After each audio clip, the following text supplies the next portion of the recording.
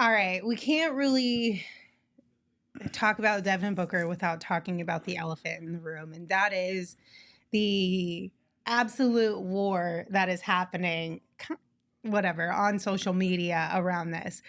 A lot of people are really mad at Devin, which I think is crazy to put the blame there. Yeah. Because Jayson Tatum didn't get any run in yesterday's game. And while I understand that if I were a Celtics fan or a huge Jayson Tatum fan, I'd probably be pissed too. Like we're not saying that Jayson Tatum is not a phenomenal basketball player. One of the best players in the world. Yes, of course. He's on Team USA for a reason. Right. I just think that the anger being put at the feet of Devin is misplaced. Look, there's only one former Sun that you could ever blame for this, and it's Steve Kerr. Steve Kerr's the reason he didn't play. Devin Booker didn't go, hey, don't put Jayson Tatum on the court, please. I prefer that you didn't. Let me cook. No, it was Steve Kerr's decision to not play Jayson Tatum. And the thing is, I feel for Steve Kerr, because if you look at that bench, somebody inevitably isn't going to get a lot of minutes. And who the hell should that be? Because this team is stacked. Yeah. There's a reason they've referred to these as dream teams, because there are so many damn guys on this roster. And you see a lot of these teams, they're not wing heavy that you're playing. So matchups dictated things with Serbia. I guarantee versus South Sudan, who'll get more minutes. Like, this is going to ebb and flow for some of these guys because there's just so much talent. And who came back yesterday? Kevin Durant. Kevin Durant. You really want to have that conversation? We just said he was one of the greatest, if not the greatest Olympian ever when it comes to Team USA men's basketball. We're really going to have that conversation right now? Absolutely not. Sorry, no. Yeah, I mean, if it walk like a duck and it quack like a duck, don't call it a dog. It's a duck. Listen, the change here was Kevin Wayne Durant coming back yesterday. And Kevin Wayne Durant going Wayne's World and dropping 21 points in 8 minutes. And so, you know, I was watching this play out yesterday on social media with the fans, and I'm going to say this. I love Jayson Tatum. Jayson Tatum is one of the best basketball players on planet Earth and absolutely should be playing the Olympics. If I was a fan of Celtics, I'd be pissed off that I didn't get to see Jayson Tatum. Yes, absolutely. But I am not going to co-sign allowing people to act like literally pick Devin Booker as the reason why Tatum didn't play. They don't play the same position. One's in the front court, one's in the back court. Kevin Durant came back. We saw a lot of Jayson Tatum during the preliminary runs in the exhibition games, but Kevin Durant comes in. You have to find a place for Kevin Durant, and somebody's going to lose minutes. And just look at the tape. The guy that lost the minutes was the guy that was getting the minutes before Kevin Durant came back. So this whole Devin versus Tatum thing is silly. It's also unfair because I don't think there is actually any beef between those two guys. Of course there isn't. No. I think they have a lot of They love each admiration and other. respect for one another.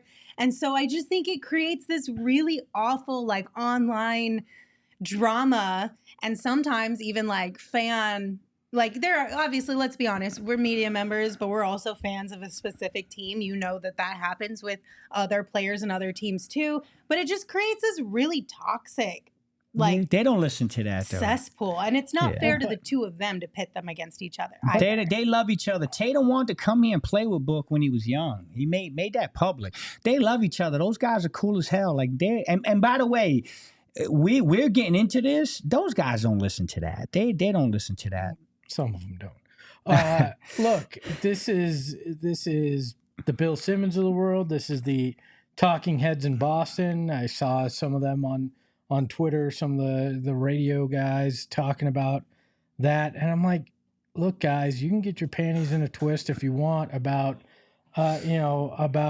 Devin Booker starting and Jayson Tatum not getting minutes, but it doesn't, like you said, doesn't make any sense. It's not like he's taking his minutes.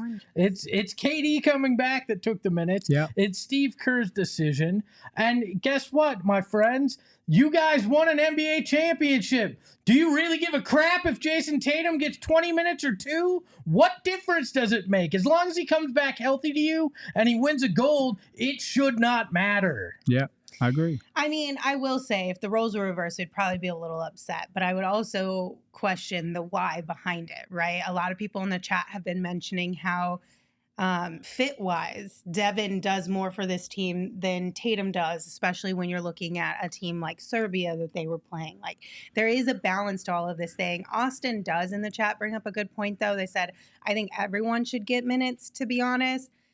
I think in a perfect world, if you can find a way to do that, because you do want to give every Olympic athlete an opportunity to shine. At some point in the tournament. But it cannot be to the detriment of the team. Right? Like, at the end of the day, we're all taking off our jerseys at home, who we're competing for at home, and we're all joining one squad for a chance to win a gold medal. And so there has to be buy-in from everyone top to bottom that we're going to do whatever is best for us as a collective to reach that common goal. And that's hard because we've talked about it before, like, rightfully so, the egos on this team should be super high. They are phenomenal basketball players, the top of the top. But it just is what it is. What happened versus South Sudan? They almost lost. Yes. Why? Because they didn't, it wasn't team basketball. It's not team basketball, and you're trying to give everybody a chance. You're doing that's why you can't do that. Not in the Olympics. These guys are too good. This is FIBA basketball. They're playing for a gold medal. You experiment during the exhibition season, and you did exactly that. And people were coming back saying, this team's not good. They weren't. This team's playing bad. They almost lost to Germany. They almost lost to South Sudan. They could have lost to Serbia. And so what do you do naturally as a coach? You evaluate and you say, I got to shrink the rotation a little bit and I got to tighten up the screws. Well, that's how you tighten up the screws and guys lose minutes. But that doesn't mean that Jayson Tatum isn't going to play a big role in the next game. Or the game's going down the line. It's going to be a game-to-game thing. Matchup. It's matchup-based, and all these guys will have an opportunity to show out and prove why they're there. But you can't jump the gun with one game because that was just a unique setting with KD coming back. This ain't Little League either. No, You're not getting a participation trophy for being in the Olympics. Correct. Mommy ain't coming out with your orange slices at halftime.